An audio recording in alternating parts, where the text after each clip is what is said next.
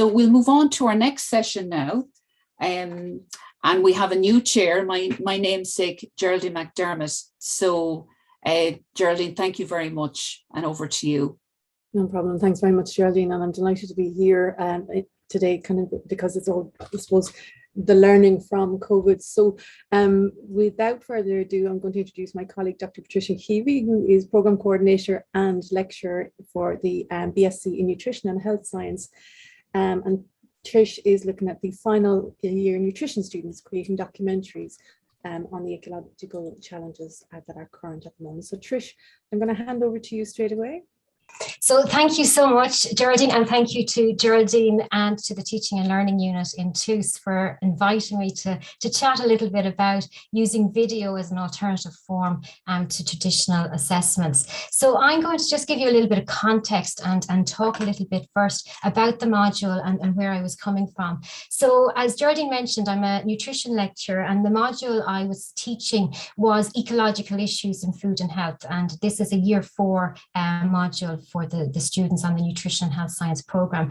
And the module itself, it's quite a challenging and very engaging module. We're talking about major nutrition challenges that are happening around us. So we're talking about food security and climate change and agriculture and how we can create sustainable nutrition and food systems. So there's a lot to talk about, an awful lot of controversial issues that we're talking about. And a lot of these topics are very much emerging topics. So the evidence can be accumulating, but there can also be conflicting evidence, and it can be scant.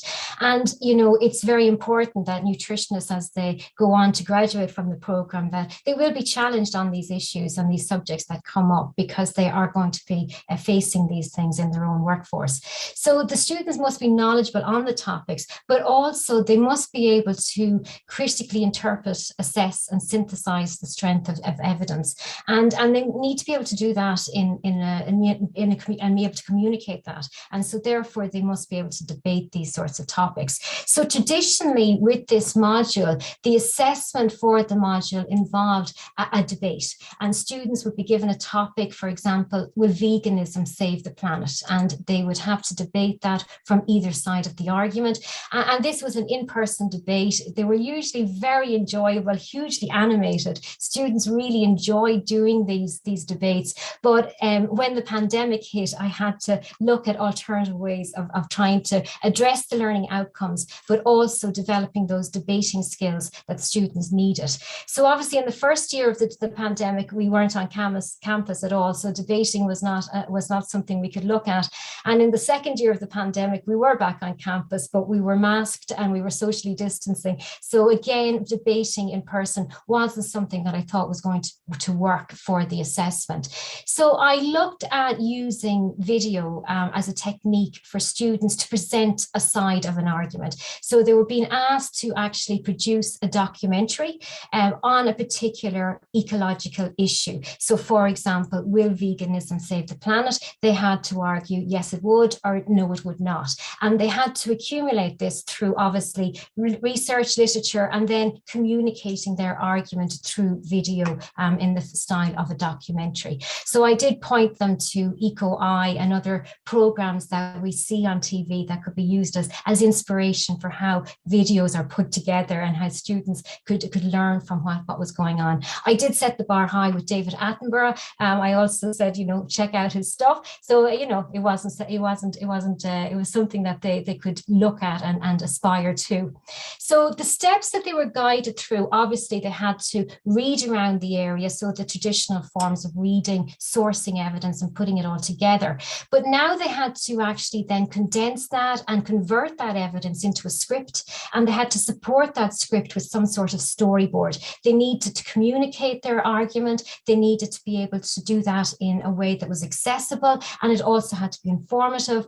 And so they had to create content and scenes to put this video together. So there was a lot of more steps involved, and it meant though that the students, in the feedback from the students, they found that this was a really great part of the learning process, because they were going back over the literature, going back over the evidence and bringing things together in a way that was accessible and informative to their particular audience. So these videos were being created as if the general public were going to be watching them. So the actual practical tools that they were using, so again, I was learning at the same time as the students. So these were all tools that we were using that we could get free versions of different things that were available online. They used their phones to record themselves speaking. They used their phones to record other types of things like, say, farmyards or out in a supermarket.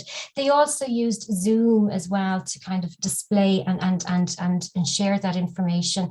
Other students also used VideoScribe, which is a lovely little app that allows you to animate different scenes that can be incorporated into a video. And that allows you then to kind of give a different dimension and a different perspective for the video.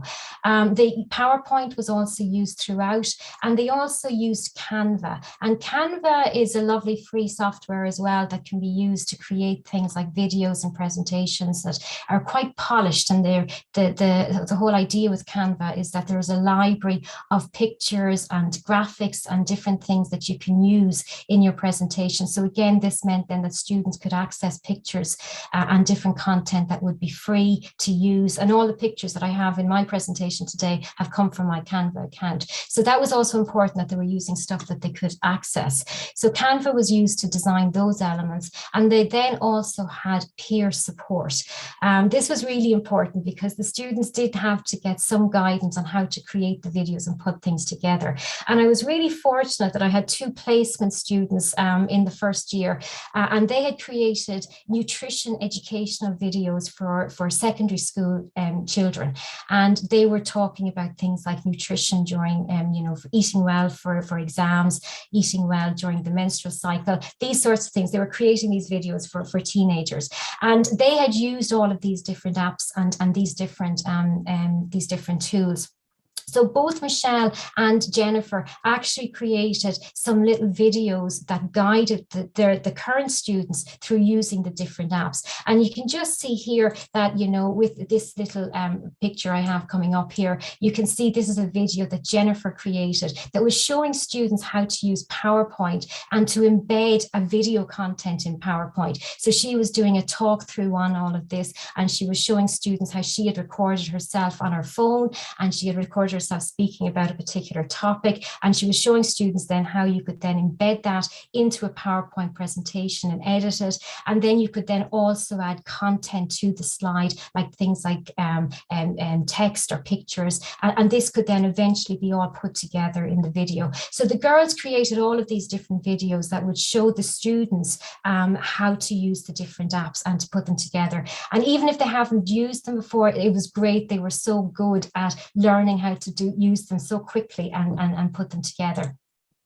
So that then was all brought together and allowed us then to take all the content that they created for their videos. And this was using then Video Editor, which is freely available on all computers, to actually then create the video. So you create a new project in Video Editor, and it allows you to basically add in all the different scenes and different elements that you're using. So for example, you could have had a PowerPoint slide here, you could have VideoScribe, you could have something that you recorded yourself, and you then create these into a storyboard, so the different scenes within your video. And you have lovely tools within VideoScribe that allows you to to edit the video, to add music, to add sound, to add graphics, and to use cartoons or animations. So then you end up with a really nice polished video that is created in the end and is saved as an MP4 file. So again, something that all students could do at home on their own computers.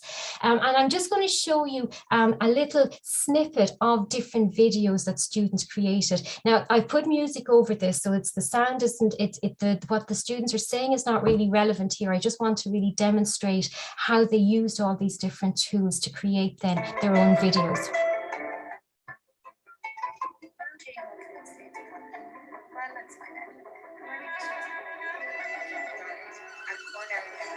We tried to fight this virus using genetic engineering. We developed a agriculture accounts for 85% of the achieve livestock production in Irish agriculture. So someone was declared to be that means they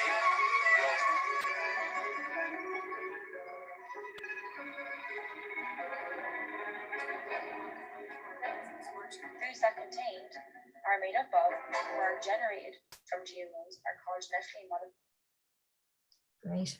So that's just a little that's just a little sample of the different tools that the students use. And again, depending on the students, some of them focus very much on video, and others use things like Video Scribe and PowerPoint to bring things together. So it really did lend itself to the skills of the student.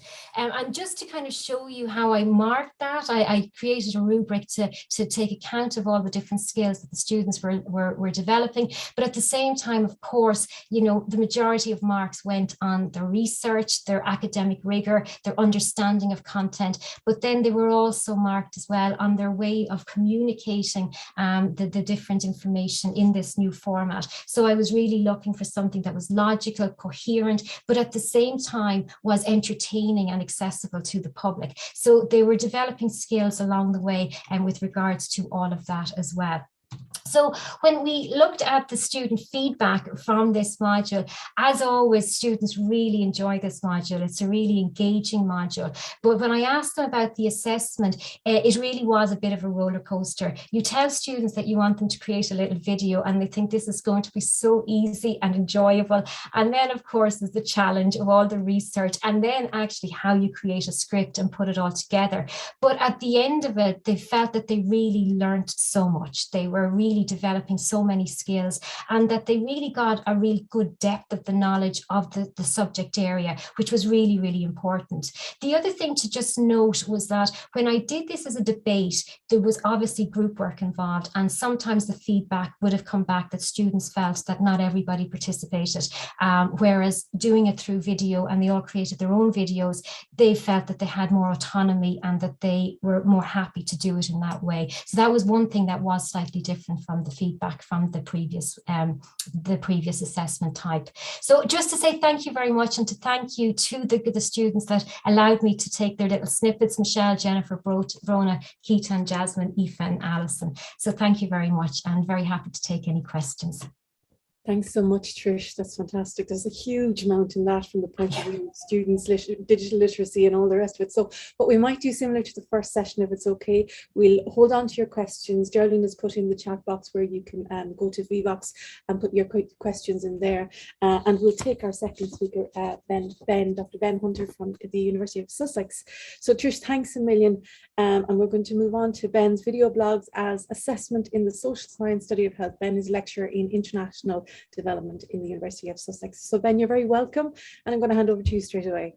Thanks, and thanks to Geraldine and colleagues for organising this and for the chance to share my experiences using video blogs as an assessment. What I'm going to say has a lot in common with what Trish was just talking about, and I'm glad Trish talked more about software and different options for that, because I don't particularly in this presentation. What I'm going to talk about is a assessment that I introduced when I was actually at King's College London, so not at Sussex. So we're talking here 2016, 2017, 2018.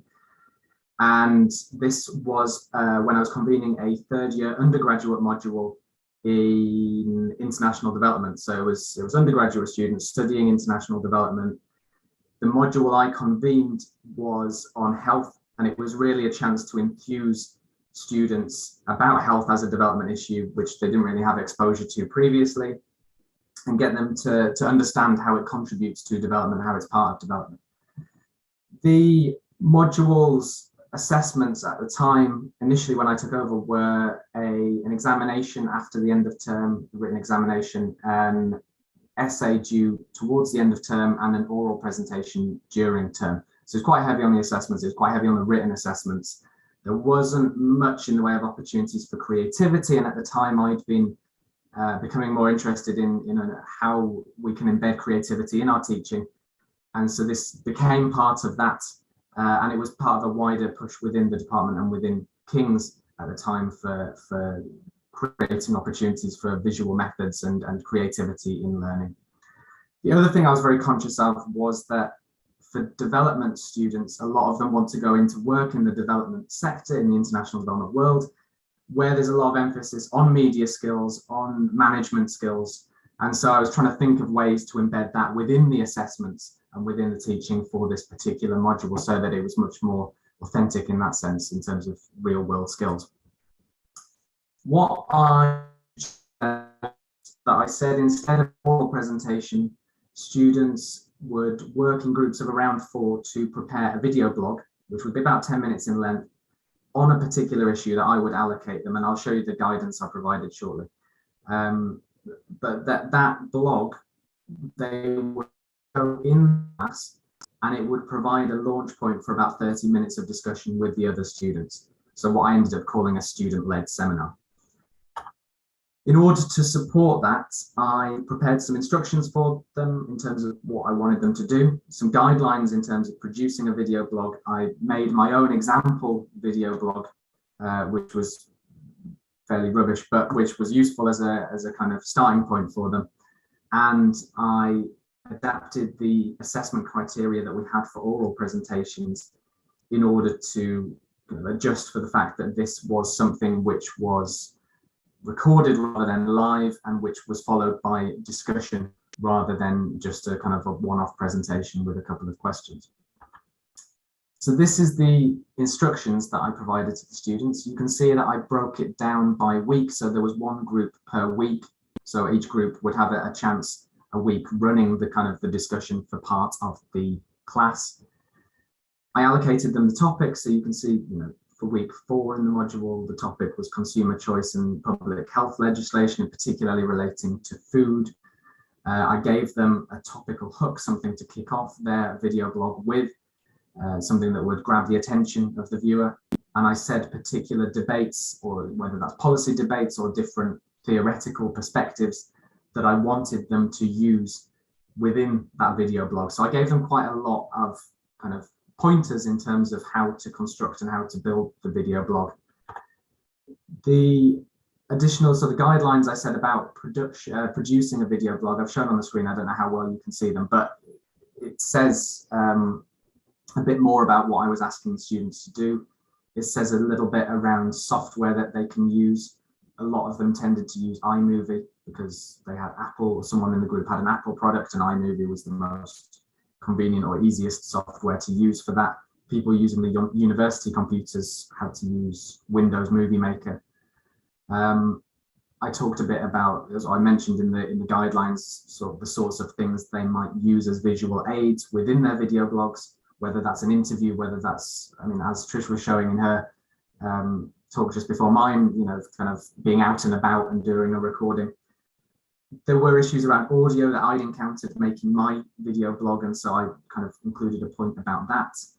And then technical note, which was just around making sure it was an MP4 file that would actually run on a university computer, because I was quite paranoid that someone would create a beautiful video blog that wouldn't actually work in the classroom. So I did make sure that students checked that it would work before we actually had the class. Here's a screenshot from my video blog and from me. So my video blog was on the topic of development aid and changes in UK policy relating to development aid. And so part of it was filmed in front of the UK Houses of Parliament. And I showed this in kind of week 2 of the module and got students to provide critical feedback on what worked. And there were issues with audio in a couple of places. There were issues with the screen orientation. There were various things that students were very happy to pick out and critique. But it was useful for getting them to think about what they would do in their own assignments. In kind of response to initial feedback, so after the first year of trying this, there was students quite a few commented on the fact that it was only worth 10% of the module mark at the time, because that's what the oral presentation had been worth, and that they were actually putting a lot more work into it, and therefore they felt that warranted a higher proportion of the module mark. So I increased it to 40% and removed the essay assignment. So it became a much larger assignment, much larger proportion of the module assignment. And I also provided a bit more in the way of links and resources to online training, where I think this was through LinkedIn. I can't actually remember now because this was a while back, but I think it was LinkedIn, and King's had a subscription to kind of tutorials on how to produce videos or short films. And so I provided links to that students could use to help with for inspiration.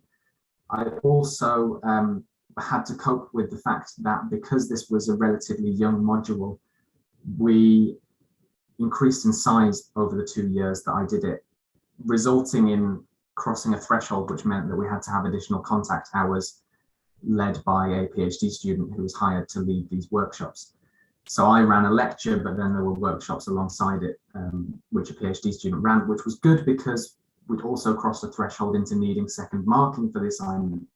Therefore, the PhD student could function as the second marker. And I used those workshops as the forum where the students would run these student-led seminars. The other thing that I added in was, because again, we had to now have external examination because it was a large assignment. I asked students in their groups to write a 1 to 2 page summary, and I provided a template for that, in which they just summarized kind of learning outcomes, what their activities did in order to meet those outcomes, and a reflection on how the session went. And overall, I think students really enjoyed the chance to work with each other, the chance to learn in a way that was much more creative.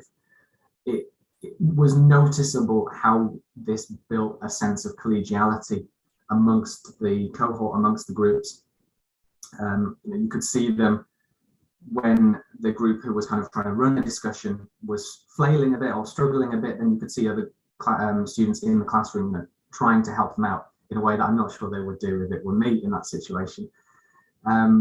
So students did really find that valuable and appreciate, as I say, the chance to do things a bit differently and not just write essays and exams all the time.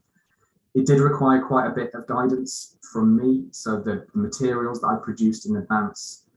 Also, I used to meet with the students, each group, a couple of weeks before they were due to do their session, just to make sure, kind of to talk through what they were planning, make sure that there was a fair distribution of work, make sure that they weren't being overly ambitious in what they were planning. So I did try and provide that kind of initial, more formative style of feedback in order to make sure things went relatively smoothly on the day.